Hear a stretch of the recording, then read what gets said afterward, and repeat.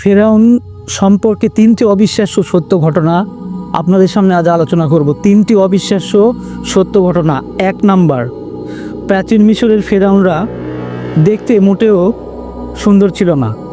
যেমনটা আমরা টিভির পর্দায় মুভিতে তাদেরকে দেখে থাকি যে তাদের অনেক সুন্দরভাবে পরিবেশন করা হয়, কিন্তু তেমন মোটেও সুন্দর ছিল না। তারা নারী পুরুষ সারাক্ষণ মেকআপ করতো। আমাদের আধুনিক যুগে যেমন ছেলে মেয়ে উভয়ই মেকআপ করার একটা ফ্যাশন হয়ে গিয়েছে। তো এই যে মেকআপ করা, নিজেকে সাজানো, এটা ফেরাউনের কাছ থেকেই শুরু হয়েছে। ফেরাউনরাই মেকআপ প্রথা চালু করেছে। ইতিপূর্বে যারা জাতি ছিল, ইতিপূর্বে আল্লাহ তাআলা যে জাতিগুলোকে সৃষ্টি করেছেন তারা কেউ মেকআপ প্রথাটা বোঝেনি। তো ফেরাউনরাই মেকআপ প্রথাটা চালু করেছে। তো ফেরাউনরা নারী পুরুষ উভয়ই চোখের নিচে কালো সুরমা ব্যবহার করত, যাকে কুহল বলা হয়। কুহল অর্থ যে কালো পাথরের এক প্রকার সুরমা। এই সুরমাটা তাদের চোখে দিয়ে রাখতো, চোখের নিচে, সকাল দুপুর রাত। তারা মনে করত এটি সূর্যের প্রখর তাপ থেকে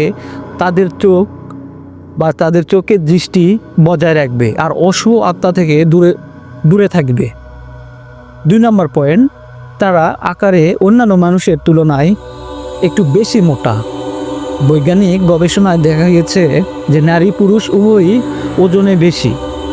আমরা মুভিতে দেখি যে একজন বডি ফিটনেস সুঠাম দেহের, কিন্তু তারা মোটেই এমন ছিলেন না। তাদের তাদের পছন্দের খাবার ছিল যে মধুর সাথে রুটি, এটা তারা খেতেন। তাদের আর কি বদ অভ্যাস ছিল যে তারা এই মধুকে বিয়ারের সাথে খেত বা অ্যালকোহলের সাথে খেত মধুকে। এই বেশি অ্যালকোহলের সাথে মধু খাওয়াতে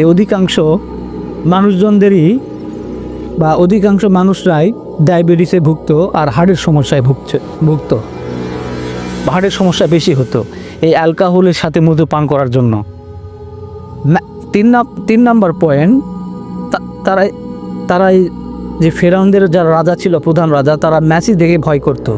এই জন্য তারা কী করত, তাদের সাধারণ যারা কৃতদাস, তাদের সবার গায়ে মধু মাখিয়ে রাখতেন, যাতে এই মৌমাছিগুলো এই কৃতদাসের গায়ে এসে পড়ে, রাজাদের গায়ে এসে যেন না পড়ে। এই 3টি অবিশ্বাস্য সত্য ঘটনা আপনাদের সামনে আলোচনা করলাম। ভালো লাগলে অবশ্যই লাইক কমেন্ট করে যাবেন।